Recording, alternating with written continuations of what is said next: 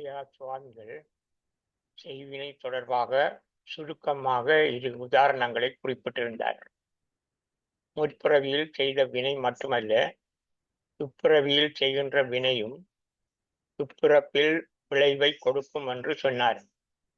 கொலை செய்தவன் யாரோ ஒருவனால் கட்டாயம் கொல்லப்படுவான். எப்போது ஒன்று என்னாலும் சொல்ல முடியாது, யாராலும் சொல்ல முடியாது. கொல்லப்பட்டவனா வந்து செய்தான் என்றும் சொல்ல முடியாது.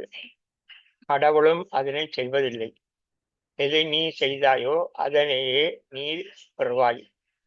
துன்பத்தை கொடுத்தால் துன்பத்தை அனுபவிப்பாய், இன்பத்தை கொடுத்தால் இன்பத்தை அனுபவிப்பாய். கொலை செய்தவனுக்கு கொலை தண்டனை நியாயமானது என்று மனச்சாட்சியுள்ள எல்லோரும் சொல்லுவார்கள். அதனையே சட்டமும் நீதிமன்றமும் செய்ய வேண்டும்.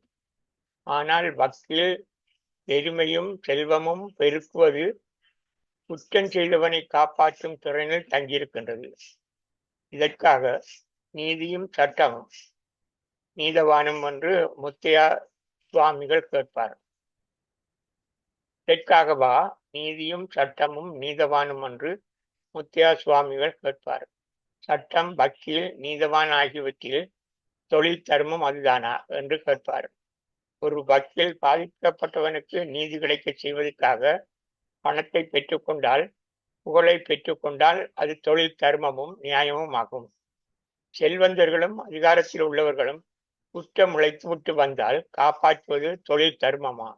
அவ்வாறு குற்றம் உழைத்தவன் என்று தெரிந்திருந்தும் அவனை காப்பாற்ற முயற்சிக்கும் வக்கீலும் உடந்தையாக இருந்த எவரையும் கடவுள் கொலை குற்றவாளியாகவே கருதுவார் என்று நான் சொன்னால் யார்தான் நம்புவார்கள்?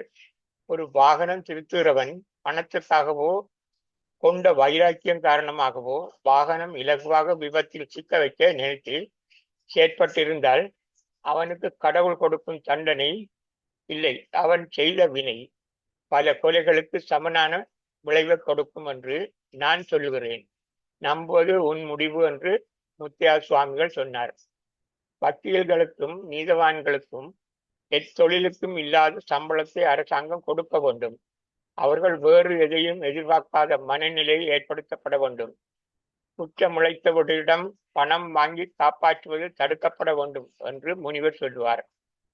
கோவலன் ஏன் கொல்லப்பட்டான்? அவன் செய்த குற்றம் கொலைக்கும் மேலானது. பல வருடங்கள் பரத்தையுடன் வாழ்ந்தபின் பணமும் முடிந்த போதுதான் கண்ணகியிடம் வந்தான். அவன் வராமல் விட்டிருந்தால் ஒரு அரசனும் மன அழுத்தத்தால் செத்திருக்க மாட்டான். அந்த நாடும் பற்றி எறிந்திருக்க மாட்டாது. நீதி தவறுதல் கொலைக்கும் மேலானது என்பதால் அரசன் மன அழுத்தத்தால் செத்தான், நாடும் பற்றி எறிந்தது என்று முத்தையா முனிவர் சொன்னார். இவை காவியங்களாகவோ கவிதைகளாகவோ புத்தகங்களாகவோ எழுதப்பட்ட உண்மையாகவும் இருக்கலாம். ஆனால் இவை மனிதருக்கு செய்வினை விளைவு தரும் என்பதை புரிந்து கொள்ள செய்வதற்காக நல்லெண்ணம் கொண்ட போதகர்களால் எழுதப்பட்ட கதைகளாகவோ உண்மை சரித்திரமாகவோ இருக்க முடியும் என எனக்கு கிடைத்த ஞானத்தால் உணர்கின்றேன் என்று முத்தையா சுவாமிகள் சொன்னார். எந்த ஒரு செய்வினைக்கும் எதிர் விளைவு கட்டாயமானது. நல்லதை செய்தால் நல்லது கிடைக்கும், தீயதை செய்தால் தீயதே கிடைக்கும்.